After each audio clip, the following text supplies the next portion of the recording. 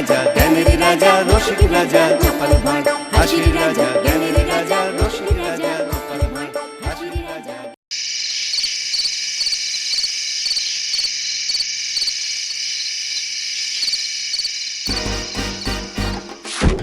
আরে ও কি আরে নিচে বিছানা করছো যে?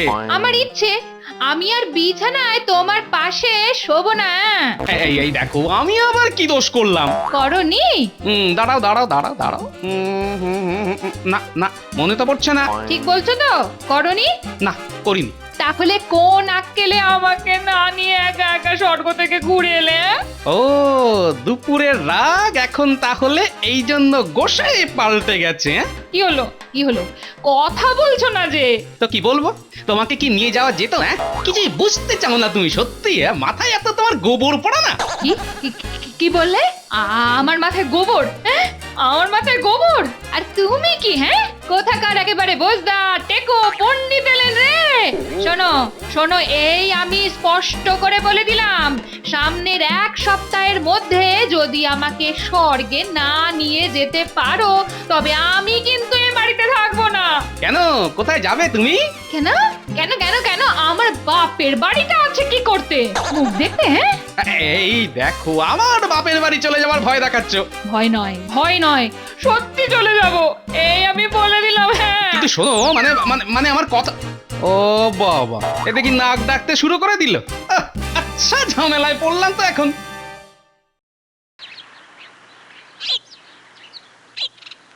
যা থাকে কপালে, হয় স্পা আর নয়তো ওস্পা। দেখি তাহলে আবার খেলে মহাদেবের সঙ্গে পাশা। এবার তো আর সেটা হচ্ছে না গোপাল। কি হচ্ছে না মহাদেব? ওই যে আগের বার তুই তোর আবার আমার দুজনেরই চাল দিয়েছিলি, সেটা আর এবারে হচ্ছে না চাঁদু। মানে তাহলে কি হবে দেবাদিদেব? তার মানে তোর চাল তুই চালবি আর আমার চাল চালবো আমি। হ্যাঁ নয় হ্যাঁ এই যে আমি গেল, এবার আর বউকে নিয়ে স্বর্গে যেতে হচ্ছে না। আর শোন, এবার আমি জিতলে কিন্তু তোর বউকে কৈলাসে নিয়ে যাব, বুঝতে পারলি? এই দেখো আবার আমার বউকে নিয়ে টানা হেঁচড়া কেন মহাদেব? বাহ, তোর বউ তো তোর ওপর এমনিতেই খাপ্পা, মাটিতে বিছানা করে শুচ্ছে। সব আমি জানি চাঁদ, আর যেহেতু তুই আমার বউকে নিয়ে যাওয়ার ভয় দেখাস, তাই আমি ভাবছি আশা খেলায় আমি জিতলে আমিও তোর বউকেই নিয়ে যাব। মানে বরফে টরফে থাকলে মাথাটা ঠান্ডা হয়ে যাবে। নে আর চোখ বড় করে তাকিয়ে না থেকে খেলা শুরু কর। এই দিলাম আমি চাল।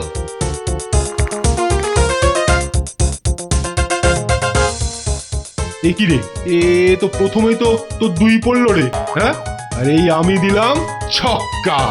এবার গোপাল তোর বউকে আমি নিয়েই যাব।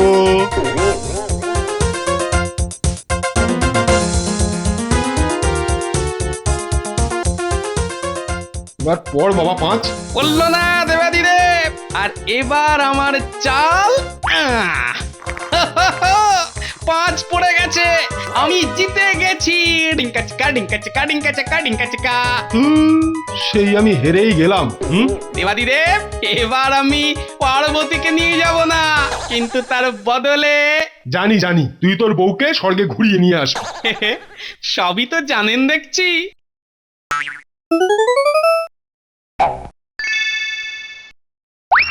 কিন্তু তুই যা গন্ডগোল পাকিয়ে এসেছিস স্বর্গে গিয়ে, এবার মনে হচ্ছে তোকে আর ওখানে পাঠানো যাবে না। এটা কিন্তু ঠিক হচ্ছে না মহাদেব, আপনি কিন্তু কথার খেলাপ করছেন। বাবা দেখ, এখানে কিন্তু আমার কিচ্ছু করার নেই। বেশ, তাহলে আমি পার্বতীকে উঠিয়েই নিয়ে যাচ্ছি। এই বেটা, তোর শুধু আমার বউয়ের দিকে নজর কেন রে? হ্যাঁ, দাঁড়া আমি দেখছি স্বর্গে ব্রহ্মার সঙ্গে কথা বলে দেখছি যদি একটা ব্যবস্থা করা যায়। বেশ, তাহলে কথা বলুন এক্ষুনি। তুই একটু বাইরে যা দেখি, আমি এক্ষুনি কথা বলে তোকে ডাকছি। দেখো আবার টুপি পরিও না যেন।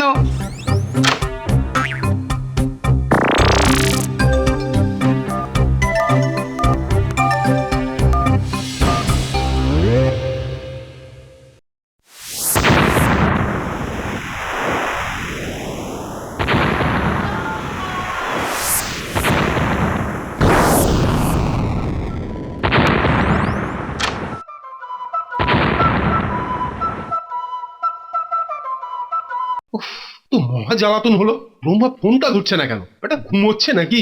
দেবো 3টে মাথা একসাথে ঠুকে। হ্যাঁ হ্যাঁ হ্যাঁ হ্যালো হ্যালো হ্যালো হ্যালো করে কানের পোকা নড়িয়ে দিল।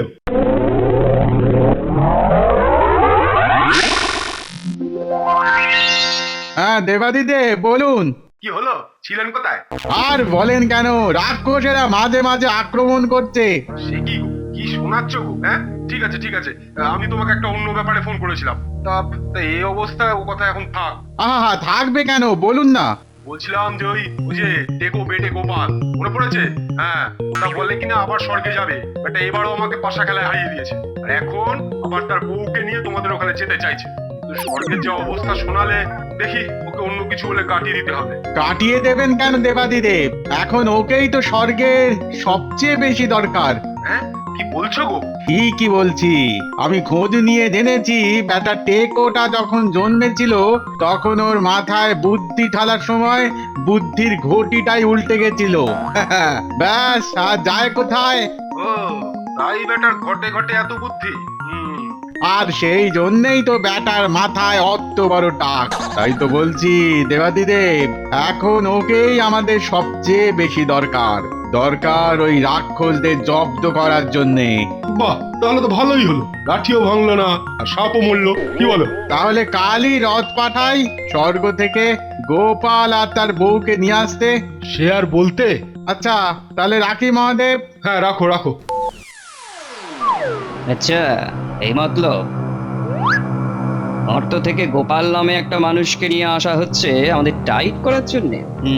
খবরটা তাহলে পাঠাতে হচ্ছে হেডকোয়ার্টারে। Hello hello hello hello headquarter, hello শুনতে পাচ্ছো? হ্যালো।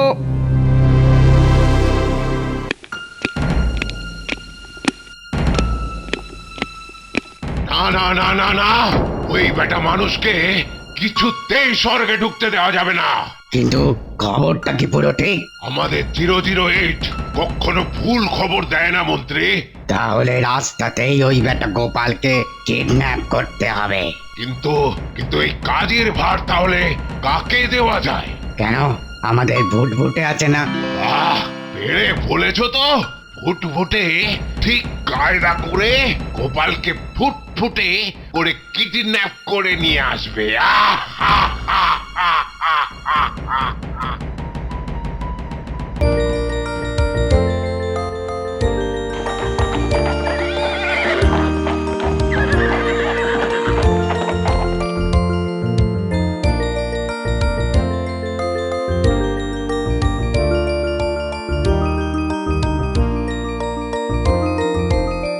কি গোপাল, শুনলাম নাকি স্বর্গে যাচ্ছ তুই?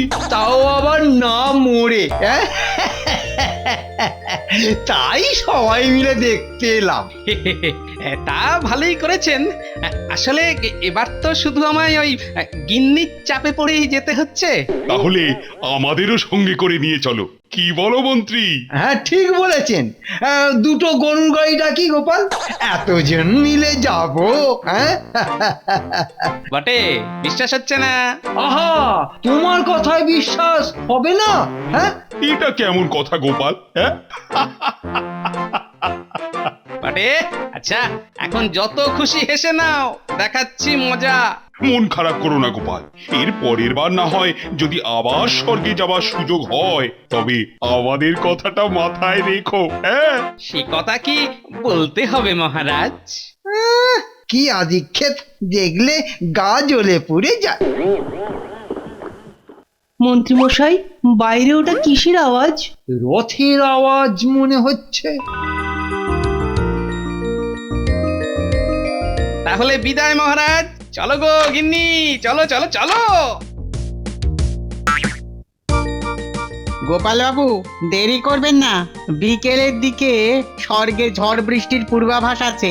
ও মন্ত্রী, এই যে দেখি সত্যি সত্যি যাবে মনে হচ্ছে গো। ফুস, কেউ কখনো স্বর্গে যেতে পারে নাকি? ও আপনাকে টুপি পরাচ্ছে মহারাজ। কি গো, ওঠো। হ্যাঁ, চলি তাহলে, বিদায়। হ্যাঁ দূরে কি যেন একটা দেখা যাচ্ছে না মেঘের ফাঁকে? ওই তো ঠিক দেখেছি, হ্যাঁ ঠিকই দেখেছি, হ্যাঁ দুরন্ত রথটাই তো, হ্যাঁ। আমার যা আনন্দ হচ্ছে না, ও কতদিন পরে বেড়াতে যাচ্ছি বলো। তাও আবার আকাশ পথে। সত্যি কোনোদিন স্বপ্নেও ভাবিনি এইসব। তাহলে বুঝলে তো গিন্নি, সবই হলো এই গোপালের কেরামতি। মন্ত্রী মশাইয়ের মুখটা যা হয়েছিল না, আমার সঙ্গে টক্কর। হ্যাঁ? ঢং। এই স্বর্গের দরজাটা খুলে রাখো, ওরা দুরন্ত রথে রওনা দিয়েছে। কিন্তু যদি রাক্ষস টাক্ষস ঢুকে পড়ে? সেটা অবশ্য খারাপ বলনি, যা করছে ওরা, কখন কোন ফাঁক দিয়ে ঢুকে পড়ে কিচ্ছু বলা যায় না। বেশ বেশ, কাছে এসে গেলেই দরজাটা খুলো। শোনো, তবে সাবধানে কিন্তু। আপনি কিচ্ছু চিন্তা করবেন না ব্রহ্মাদেব, ও আমি দরজা চিচিং খোলা আর চিচিং বন্ধে খুব পাকা। আচ্ছা, তাহলে ওরা ওখান থেকে রওনা দিয়ে দিয়েছে। খবরটা পাচার করি। দেখা নেই কেন রথটার? অনেকক্ষণ হয়ে গেল তো ওরা বেরিয়েছে মর্ত থেকে। তাহলে কি 008 এর খবরটা ভুল? না না, তা তো হতে পারে না, একেবারে ঘোড়ার মুখের খবর। অবশ্য মাঝখানে আবহাওয়া খারাপ আছে। ওই তো দূরে কি যেন একটা দেখা যাচ্ছে না মেঘের ভাগে? ওই তো ঠিকই দেখেছি, হ্যাঁ ঠিকই দেখেছি, হ্যাঁ দুরন্ত রথটাই তো, হ্যাঁ। মহারাজ, ওই তো রথ দেখা যাচ্ছে। কিন্তু আমাদের ফুটফুটিটা কোথায়? ওই তো মেঘের আড়াল থেকে বেরোচ্ছে। একবার বেটাকে ধরে ফেলতে পারলেই ব্যাস, তারপর দেবতাদের এমন মজা দেখাবো, বুঝবে আমাদের জব্দ করার জন্য মর্ত থেকে মানুষ আনার ফল কি হতে পারে। ওই দেখো, স্বর্গের চূড়া দেখা যাচ্ছে। মা গো, এত সুন্দর হতে পারে স্বর্গ? আরে এখনো তো ঢোকইনি, তাতেই এই অবস্থা। ওই তো এবারে মেঘের ভেতর দিয়ে একটা লাফ দি, বেটাকে চমকে দিয়ে সেই ফাঁকেই খপ আর খপা। ওমা, ও কি গো, ওটা কি? ওরে বাবারে, এটা যে ভুটভুটি রাক্ষস, নিশ্চয়ই খবর পেয়ে আপনাদের ধরতে এসেছে। বলো কি? কিন্তু ব্যাটাটা খবর পেলো কি করে বলো তো? এবার আমাদের কি হবে গো? এবারে কোথায় যাবি? যাবিটা কোথায়? ভগবানের নাম নিন, আপনাদের সঙ্গে আমারও মনে হচ্ছে দিন শেষ। কেন যে মধ্যে চাকরি নিয়েছিলাম। ওরে বাবা রে। এ কি রে বাবা, ব্যাপারটা হচ্ছেটা কি? ওরে বাবা, কি আর হবে, তোদের দিন শেষ। আরে দাঁড়াও, করো কি? কেন তোদের পেটে চালান করছি? পছন্দ হচ্ছে না বুঝি? আরে আমাদের খেয়ে তোমার লাভটা কি সেটা তো আগে বলো রাক্ষস দাদা। আরে তোদের ধরতে পারলেই রাক্ষস রাজ আমাকে রাক্ষস দাদা নম্বর 1 উপাধি দেবে। ও বটে, এই ব্যাপার। আরে তোমার এইটুকু বুদ্ধি নেই যে আমাদের জ্যান্ত ধরে নিয়ে যেতে পারলে তোমার কেতা কত বেড়ে যাবে রাজার কাছে। তাই তো।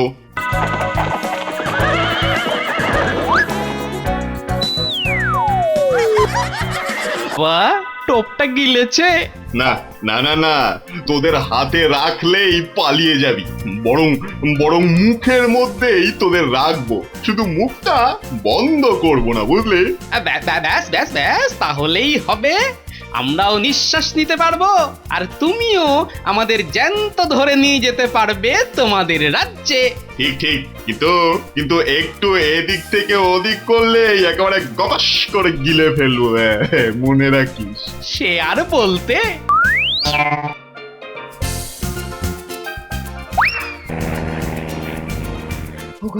ওগো, এভাবে আমরা কি রাক্ষসদের হাত থেকে বাঁচতে পারবো? বললাম না গিন্নি, আমি তো আছি। কিন্তু কি করি দাঁতের এইটুকু ফাঁক দিয়ে বেরোই কি করে? সে তো বেরিয়ে যাবে। মানে কিভাবে? এ তো দুরন্ত রথ। এ আমাদের নিয়ে ছোট বড় সব হবে, কিন্তু যে কায়দাই করো না কেন। চাঁদু আমার, এই কথাটা আগে বললে তো চিন্তাই থাকতো না।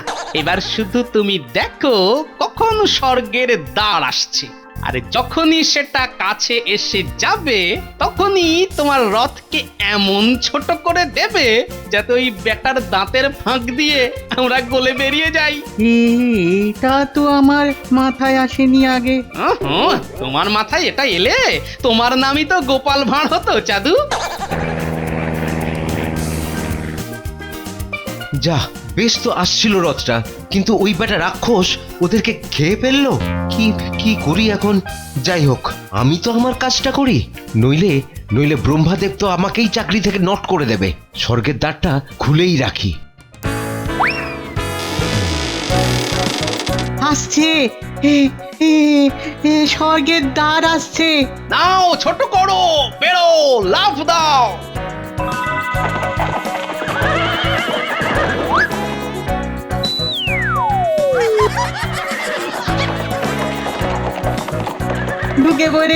ঢুকে পড়েছি। বাবা, বাঁচলাম।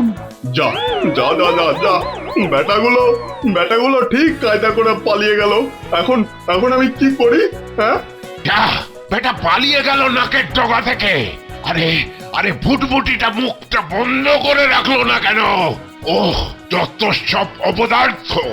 কোচ পারোয়া নেই মহারাজ, বেটা তো একটা সামান্য টেকো মেটে মানুষ। ও কি করবে আমাদের? বলছো? বেশ বেশ, তাহলে এবার দেখাচ্ছি মজা ওই দেবতাগুলোকে, আর সঙ্গে ওই পেটে গোপালটাকেও।